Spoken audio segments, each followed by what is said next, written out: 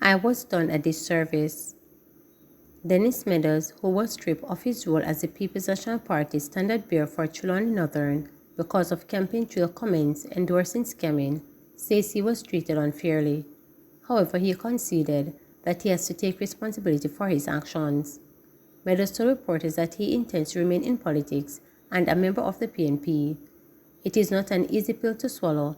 I still think that I was done a disservice, but one has to account for their actions, whether wittingly or unwittingly, he stated. He made it clear that he does not intend to seek a way to lick his wounds. I understand the consequences of my action, though unwittingly, but I will remain in politics and in the People's National Party. I am a lover of the people. I am always on the side of the people in terms of championing their cause, one way or another. I love politics. I have some to appreciate the People's National Party, Meadows stated. Who knows what the card holds? At my core, I am a people's person. I have a passion for it. And who knows what life holds? This is just one of the many stumbling blocks and setbacks in life. Sometimes it may appear to be final, but down the road there's a light at the end of the tunnel, he added. Cops widen probe of Lilliput arson murder. The police have revealed that 2 other cars were torched on the night a politician's campaign vehicle was set ablaze in Lilliput St. James in mid-February. The man blamed for setting fire to that car was later killed, and there were speculations that 2 other incidents were linked. Investigators have widened their investigations into the matter because it has now been verified that the council's vehicle was not the only vehicle that was set ablaze that night, Assistant Commissioner of Police in charge of Area 1 Clifford Chambers told reporters on Friday. There was 2 other vehicles that were set ablaze. One is a Mark X, he disclosed.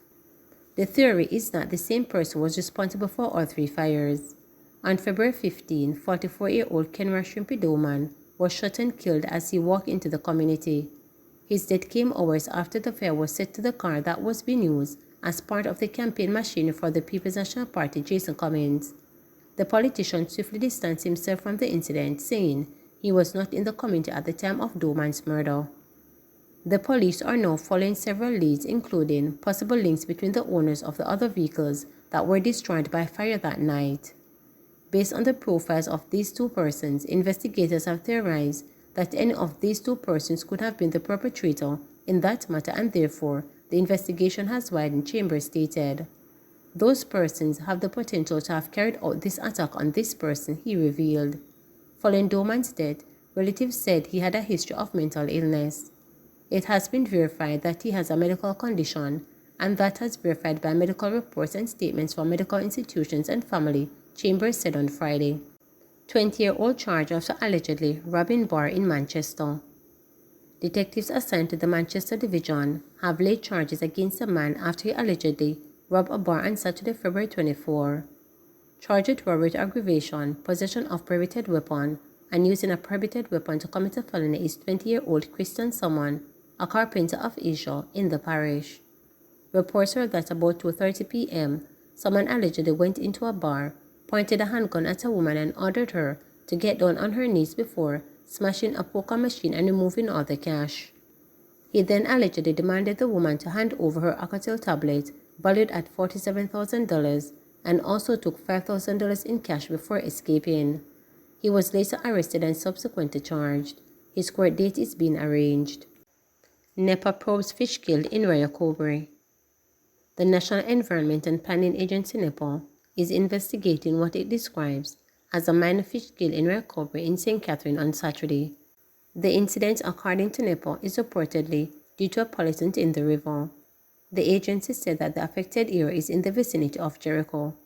Responding to the incident, Angela Hamilton, Managing Public Education and Corporate Communications at NEPA, said our staff has been deployed and is currently investigating the matter, and every effort is being made to contain the spread of the pollutant along the river. NEPA is aware of a pollution incident in the Ryacoba River in the vicinity of Jericho, and that this has resulted in a minor fish kill. Our staff has been deployed and is currently investigating the matter, and every effort is being made to contain the spread of the pollutant along the river. We will update further as our investigation progresses. Granville Police Station should be completed by next year. Head of the St. James Police Division, Senior Superintendent of Police SSP Vernon Ellis, says work on Granville Police Station in St. James should be completed by next year.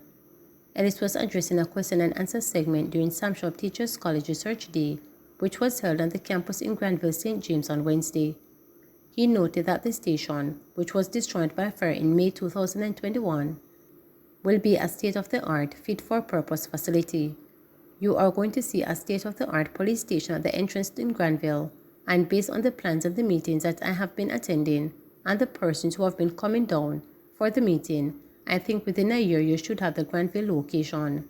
I must say, it's going to be a fine, multi-story type of thing, he stated. We got a brand new station at Mount Salem 2 years ago. We have a brand new station in Adelphi, and then at Anchovy, we're constructing the second floor for the purpose-built station. Things are pretty much transforming now. We're building them eco-friendly. We're using solar energy, he added. Ellis said the scope of work on the facility will include the construction of a resource center for students in and around the community of Granville, as requested by residents who attended a community meeting hosted by the Ministry of National Security. Persons requested that a resource center be built in on the police station, so there could be homework center for kids, and so the architect and the other persons responsible, they have factored that into the plan, he noted. Ellis said that having the station rebuilt in the community will serve as reassurance that the persons will feel more comfortable as a result. The facility is set to be reconstructed at its previous site. Edith Chen sworn in as Custos of Clarendon.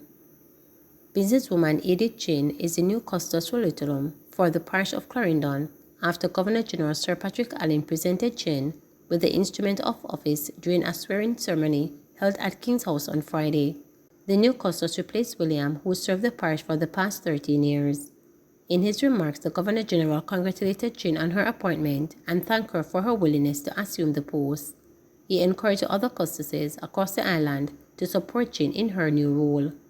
Give her the support she needs to carry out her responsibilities, stand by her, and give her all the help she needs, he stated. In her response, Chen expressed gratitude to the Governor General for the opportunity to serve as Custos. As I embark on this journey, I am acutely aware of the immense responsibility that lies ahead. With over 600 Justices of the Peace on our register and a diverse range of needs and stakeholders across the parish, I am committed to prioritizing partnerships, unity building, and encouraging dialogue, she stated. She said it is with a profound sense of duty, optimism, and gratitude that she steps into the role.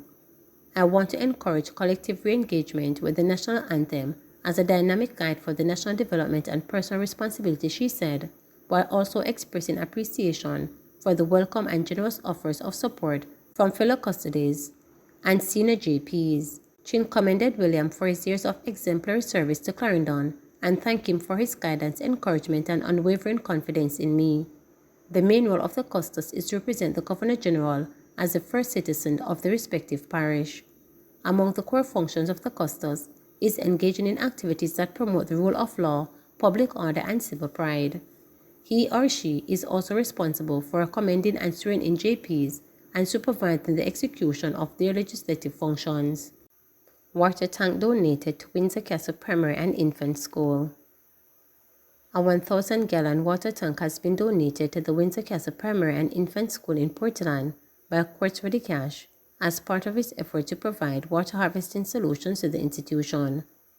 The donation took place at the institution premises in Windsor Castle, Portland on February 29 and forms part of Quartz Ready Cash Water Tank Initiative.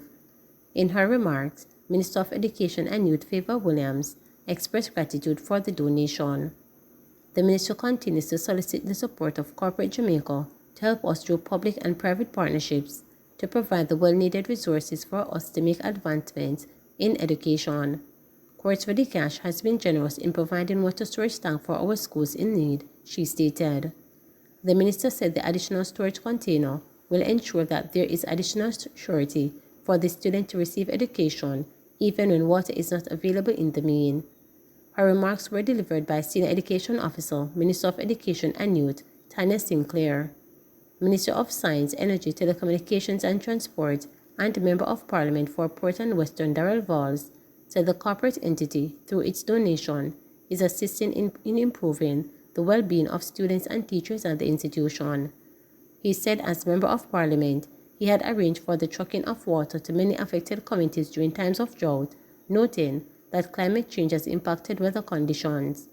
His message was delivered by a teacher at the institution, Anne-Marie Rolston.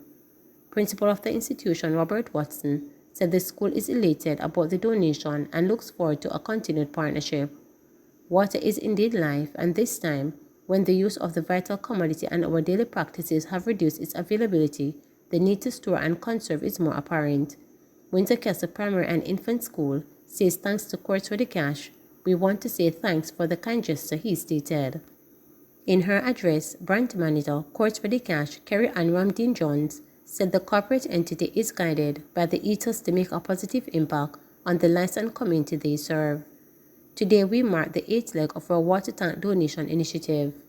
Faced with decreased rainfall and drought, our water storage conditions across the country, we have taken action to provide relief to the hardest hit parishes, starting with Clarendon, St. Thomas, St. Mary, and Hanover, and will continue with St. Catherine, St. Andrew, and Portland, she said, in her remarks delivered by Marketing Officer Courts for the Cash, Tony and Latti. She said the initiatives aim to increase water harvesting and storage opportunities in selected primary and secondary schools. Ramdeen Jones informed that donations have been made at Mount Ward Primary in Hanover, Brixton Hill Primary and Kelly's High Clarendon, Dukinfield Primary St. Thomas, Gainstead High Kingston, and Colonel Primary and Bromley Primary in St. Mary. Please remember to subscribe, like, share, and click the notification bell for daily updates.